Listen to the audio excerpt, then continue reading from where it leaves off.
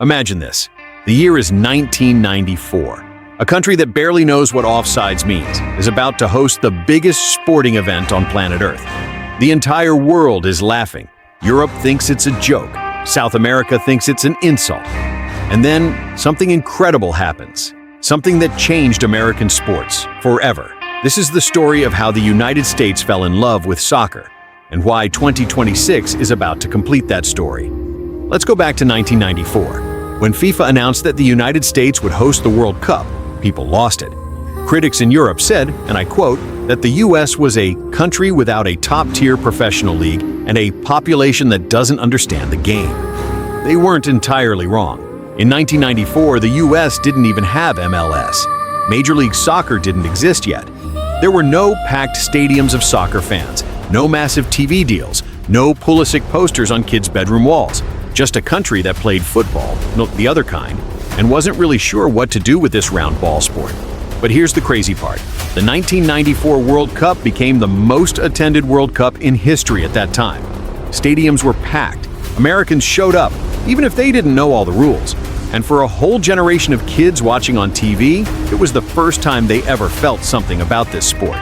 Now let's talk about what actually happened on the field. The US team, young, inexperienced, widely expected to be embarrassing, walked out at the Rose Bowl in Pasadena. Their first big match? Colombia, a team with some of the most talented players in the world at that time. And the US beat them 2-1.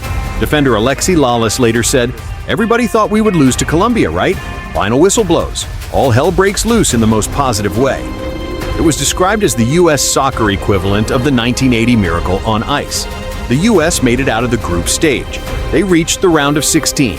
And for a country that wasn't supposed to care about soccer, the whole nation was watching. Meanwhile, the actual tournament was delivering drama. Italy's Roberto Baggio, one of the greatest players ever, carried his team almost single-handedly to the final. Then, in the biggest moment of his career, in the final against Brazil, with the World Cup on the line, he missed the penalty. Head down, eyes closed, the ball sailed over the crossbar. That image, Baggio standing alone, head bowed, became one of the most iconic sports photographs ever taken. Brazil won, and America had just witnessed its first truly unforgettable World Cup moment. So, what did 1994 actually do for American soccer? Everything. Within 2 years, MLS was born. 1996, 10 teams, real stadiums, real fans. The kids who watched 1994 on TV grew up and became the players of the 2000s and 2010s. Landon Donovan, arguably the greatest U.S. player ever, has talked about how 1994 sparked his passion for the game. The U.S. went on to reach the quarterfinals in 2002, their best ever World Cup result. In 2010, Donovan scored a last-minute goal against Algeria that sent the entire country into chaos. In 2014, goalkeeper Tim Howard made a record number of saves in a single World Cup match against Belgium, a performance so legendary that people jokingly edited his Wikipedia page to say he was the U.S. Secretary of Defense. One tournament in 1994 planted a seed, and over 32 years, that seed grew into something real. Today, the U.S. has 62 million soccer fans. MLS has 30 teams. American players like Christian Pulisic play for the biggest clubs in Europe. None of that happens without 1994.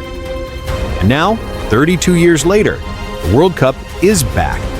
But this time, the U.S. isn't hosting because no one else wanted it. This time, the U.S. is one of the most important soccer markets on Earth. The stadiums aren't NFL venues with temporary grass anymore. The 1994 final was played at the Rose Bowl, a beautiful stadium, but one that was never designed for soccer.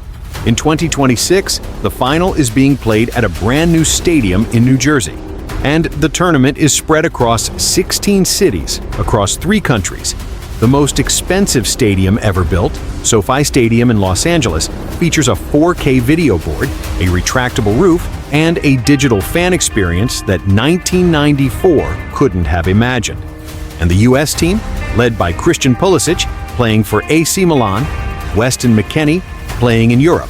A generation of players who grew up watching 1994 and the World Cups that followed. Former 1994 player Alexi Lalas said it best. My life changed forever after 1994. Soccer in America also changed forever. The 2026 World Cup is the biggest in history. It has the potential to be the biggest cultural event in world history. The 1994 World Cup asked the question, can America love soccer? 2026 is the answer. So, do you think the 2026 USMNT can go further than 2002? Can they reach the semifinals? The final? Drop your prediction in the comments. I read every single one. And if you want to see a full breakdown of the USMNT's 2026 squad, who's playing, who might surprise everyone, hit subscribe because that video is coming next week. See you there.